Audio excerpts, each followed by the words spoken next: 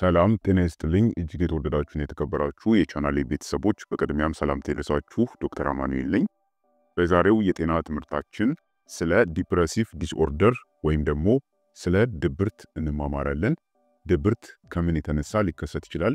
ምልክቶቹ ምንድናቸው? እንዲሁም ደግሞ ለድብርት የሚደረጉ መፍትሄዎችና ህክምናዎችስ ምን ይመስላሉ የሚለውን በዚህ የጤና ዝግጅታችን ላይ በስፋት የምናይ ይሆናል። ይህ የጤና ቪዲዮ ጠቃሚና እንዲሁም ደግሞ አስተማሪ ስለሆነ ቪዲዮውን እስከ መጨረሻው እንድትመለከቱትና ሼርም በማድረግ እንድትጀምሩት በትህትና እየጠየቅኩኝ ወደ ፕሮግራሜ ማልፍ ይሆናል። መልካም ቆይታ ይሁንላችሁ። ዲፕሬሲቭ ዲስኦርደር ወይም ደግሞ በተለምዶ ድብርት በመባል የሚታወቀው የተለመደ የአእምሮ የጤና ችግር ነው። ይህም ለረጅም ጊዜ የሚቆይ የመንፈስ ጭንቀት፣ ደስታ ማጣት ወይም ደግሞ ለተለያዩ ነገሮች ፍላጎት ማጣትን ይጨምራል። እዚህ ጋር ማስተዋል የሚገባን ድብርት የሚባለው ወይም ደግሞ ዲፕሬሽን የምንለው ጊዜያዊ የስሜት መለዋወጥ ሳይሆን በዘላቂነት የሚከሰት የስሜት መለዋወጥን ነው። ድብርት ከመደበኛ የስሜት መለዋወጥና ከዕለት ተዕለት ስሜቶች የተለየ ነው። የቤተሰብ የጓደኛና የማህበረሰብ ግንኙነቶችን ጨምሮ ሁሉንም የህይወት ገጽታዎችን ሊነካ ይችላል። በትምህርት ላይ እናም ደግሞ በስራ ቦታ ላይ ችግሮችንም ሊያስከትል ይችላል። ድብርት ማንንም ሰው ሊያጠቃ ይችላል። ሐዘን የደረሰባቸው፣ በደል የደረሰባቸው፣ ከባድ ህይወት ውስጥ ያሉ ወይም ደግሞ ሌሎች አስጨናቂ ሁኔታዎች ያጋጠማቸው ሰዎች ለድብርት የመጋለጥ እድላቸው ከፍተኛ ነው። ሴቶች ደግሞ ከወንዶች ይልቅ በድብርት የመጠቃት እድላቸው ከፍተኛ ነው። እንደ ዓለም የጤና ድርጅት ዘገባ መሰረት በግምት 3.8% የሚሆነው የዓለም ህዝብ ድብርት ያጋጥመዋል። ይህም 5% የሚሆኑ አዋቂዎችን ማለትም 4% ወንዶችንና 6% ደግሞ ሴቶችን እንዲሁም ደግሞ ከ60 ዓመት በላይ የሆናቸውን 5.7% አዋቂዎችን ይጨምራል። በዓለም ዙሪያ ወደ 280 ሚሊዮን የሚጠጉ ሰዎች ድብርት አለባቸው። ድብርት በሴቶች ላይ ከወንዶች በ50% የበለጠ የተለመደ ነው። በዓለም አቀፍ ደረጃም ከ10% በላይ የሚሆኑ ነፍሰ ጡር ሴቶችና አዲስ የወለዱ እናቶች ድብርት ያጋጥማቸዋል። በየዓመቱም ከ700 ሺህ በላይ የሚሆኑ ሰዎች በድብርት ምክንያት ራሳቸውን በማጥፋት ይሞታሉ። ራስን ማጥፋት ከ15 እስከ 29 ዓመት ዕድሜ ክልል ውስጥ ባሉ ወጣቶች ላይ በአራተኛ ደረጃ የሞትም ምክንያት ነው። ምንም እንኳን ለአእምሮ ህመሞች የታወቁና እንዲሁም ደግሞ ውጤታማ ህክምናዎች ቢኖሩም ዝቅተኛና መካከለኛ ገቢ ባላቸው ሀገሮች ውስጥ ከ75% በላይ የሚሆኑ ሰዎች ህክምና ያገኙ። ውጤታማ እንክብካቤን ወይም ህክምናን የሚያደናቅፉ ምክንያቶች በአእምሮ ጤና እንክብካቤ ላይ የኢንቨስትመንት እጥረት ሲኖር፣ የሰለጠኑ የጤና ባለሙያዎች እጥረትና ከአእምሮ ህመሞች ጋር ተያይዞ የሚመጣው ማህበራዊ መገለል ናቸው።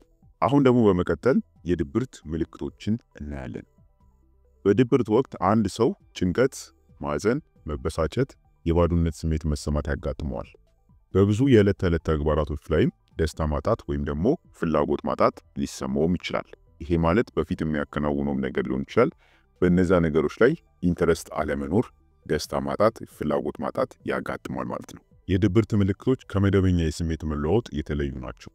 እነዚህ ምልክቶች ቀኑን ሙሉ በየቀኑ ማለት ይቻላል ቢያንስ ለ2 ሳምንታት ያክል የሚቆዩ ናቸው።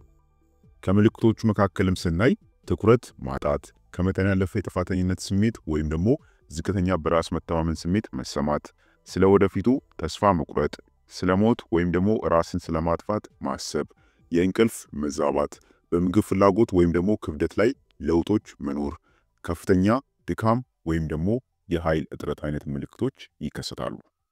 ድብርት በማህበረሰብ ውስጥ፣ በቤተሰብ ውስጥ፣ በስራ ቦታና በትምህርት ቤት ጨምሮ በሁሉም የህይወት ዘርፎች ላይ ችግሮችንም ሊያስከትል ይችላል። ታዲያም ለድብርት የሚያጋልጡ ምክንያቶችና ሁኔታዎች ምንድን ናቸው? ድብርት የሚከሰተው እንግዲህ በማህበራዊ፣ ስነ ልቦናዊና ባዮሎጂካዊ ምክንያቶች በሚኖር ውስብስብ መስተጋብር ነው። አስቸጋሪ የህይወት ክስተቶችን ለምሳሌ ስራ ማጣት፣ የሐዘን ማጋጠም፣ አስደንጋጭ ሁኔታዎችን ያሳለፉ ሰዎች በድብርት የመያዝ እድላቸው በጣም ከፍተኛ ነው። ድብርት ደግሞ ወደ ብዙ ጭንቀትና ችግር ሊያመራ እንዲሁም ደግሞ የተጎዳውንም ሰው የህይወት ሁኔታ እናም ደግሞ ድብርቱን ራሱንም ሊያባብሰው ይችላል። ድብርት ከአካላዊ ጤና ጋር በቅርበትም የተዛመደና የተገናኘ ነው።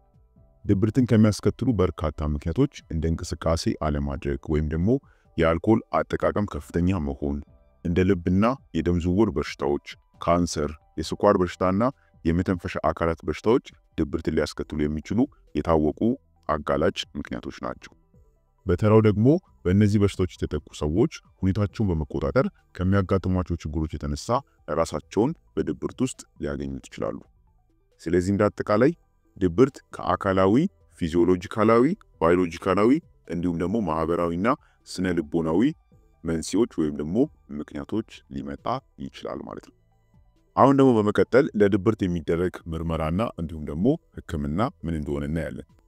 ለድብርት ውጤታማ የሆኑ ህክምናዎች አሉ። እነዚህም የስነ ልቦና ህክምናና መድኃኒቶችን ያካትታል። የድብርት ምልክቶች ካሉባችሁ ህክምና ያስፈልጋችኋል። የስነ ልቦና ህክምናዎቹም ለድብርት የመጀመሪያዎቹ ህክምናዎች ናቸው። በመካከለኛና ከባድ ድብርት ላይ ከሆነ ከድብርት ማስታገሻ መድኃኒቶች ጋር ሊጣመሩ ይችላሉ። ቀላል ለሆነ ድብርት ግን የድብርት ማስታገሻ መድኃኒቶችም አያስፈልጉም። ታዲያም ለድብርት ውጤታማ የሆኑ የስነ ልቦና ህክምናዎች የምንላቸው ቢሄቨራል አክቲቬሽን፣ የግንዛቤ ባህሪ ህክምና ወይም ደግሞ ኮግኒቲቭ ቢሄቨራል ቴራፒ፣ የግለሰቦች ጋር የሚደረግ የስነ ልቦና ህክምና፣ ኢንተርፐርሰናል ሳይኮቴራፒ እንዲሁም ደግሞ ችግር ፈቺ ህክምና የምንለው ወይም ደግሞ ፕሮብሌም ሶልቪንግ ቴራፒ ሊሆን ይችላል ማለት ነው። ታዲያም የድብርት ማስታገሻ መድኃኒቶች የምንላቸው ማለትም አንቲ ዲፕሬሰንት ሜዲኬሽን እንደ ፍሎክሳቲን ያሉ ሴሌክቲቭ ሴራቶኒን ሪፕቲክ ኢንሂቢተሮችም ይካተታሉ። የጤና ባለሙያው የድብርት ማስታገሻ መድኃኒቶችን ሲያዝ ሊያስከትሏቸው የሚችሉትን የጎንዮሽ ጉዳቶች በእውቀትና ህክምናው እንዲሁም ደግሞ ተደራሽነት እንዲሁም የግለሰብ ምርጫዎችን ከግምት ውስጥ ማስገባት አለባቸው። የድብርት ማስታገሻዎች በልጆች ላይ ድብርትን ለማከም ጥቅም ላይ መዋል የለባቸውም። በአስራዎቹ ዕድሜ ውስጥ ባሉ ወጣቶች ላይም ቢሆን የመጀመሪያው ህክምና ምርጫ መሆን የለባቸውም። በእነሱ ላይ ጥቅም ላይ መዋል ካለባቸው ከፍተኛ ጥንቃቄ ማድረግ ያስፈልጋል። ለባይፖላር ዲስኦርደር ደግሞ የተለያዩ መድኃኒቶችና ህክምናዎች ጥቅም ላይ ይውላሉ። ባይፖላር ዲስኦርደር የምንለው አንዱ የድብርት አይነት ነው። በሌላ ቪዲዮ ስለ ድብርት በጣም በርካታ የድብርት አይነቶች ወይም ደግሞ ዲፕሬሽን ታይፕ የሚባሉ አሉ። እነዛን በስፋት የምንማማርባቸው ይሆናል። ከዚህ ባለፈም ግን ለራስ እንክብካቤ ማድረግ ያስፈልጋል። ይሄም ስንል ምን ለማለት ነው? ራስን መንከባከብ የድብርት ምልክቶችን በመቆጣጠርና አጠቃላይ ጤናን በማሳደግ ረገድ ትልቅ ሚና አለው። ታዲያም ለራስ እንክብካቤ ማድረግ ሲባል ቀደም ሲል ያዝናኗቸው የነበሩ ክንውኖችን ማድረጉን መቀጠል ያስፈልጋል። ከጓደኛና ከቤተሰብ ጋር ያለን ግንኙነት ማጠናከር ያስፈልጋል። አዘውትሮ የአካል ብቃት እንቅስቃሴ ማድረግ፣ አጭር የእግር ጉዞም ቢሆን ወክ ማድረግም በጣም ጠቃሚ ነው። የተለመዱ የአመጋገብና የእንቅልፍ ልምዶችን በተቻለ መጠን መጠበቅና ማስቀጠል ያስፈልጋል። አልኮልን ማስወገድ ወይም መቀነስ፣ ድብርትን ወይም ደግሞ ጭንቀትን ሊያባብሱ የሚችሉ ህገወጥ እጾችን ደግሞ አለመጠቀም ያስፈልጋል። ስለሚሰሟችሁ ስሜቶችም ከምትቀርቡት ወይም ደግሞ ከምታምኑት ሰው ጋር መነጋገርና መመካከር ያስፈልጋል። ሌላው ደግሞ የጤና ባለሙያም እርዳታ ማግኘት በጣም አስፈላጊ ነው ማለት ነው። ስለዚህ እንዳጠቃላይ እነዚህ ለድብርት የሚረዱ ወይም ደግሞ ድብርትን ለመቀነስና ለማስታገስ አላስፈላጊ የሆኑ ስሜቶችም እንዳይራዘሙ ለማድረግ የሚረዱ ጠቃሚ መፍትሄዎች ናቸው ማለት ነው። ስለሆነም ክቡራን ቤተሰቦች ለዛሬ የነበረን የጤና ትምህርት ይህን ይመስል ነበር። አይ ሆፕ እንደተጠቀማችሁና ግንዛቤ እንዳገኛችሁበት ግምቴ ነው። ቪዲዮ በጣም ጠቃሚና አስተማሪ እንዲሁም ደግሞ ሁሉም ሰዎችም ማወቅ ያለባቸው ስለሆነ ሼር አድርጉላቸው። በቀጣይ በሌላ አስተማሪ የጤና ቪዲዮ የምንገናኝ ይሆናል። እስከዛው ቸር ሰንብቱ።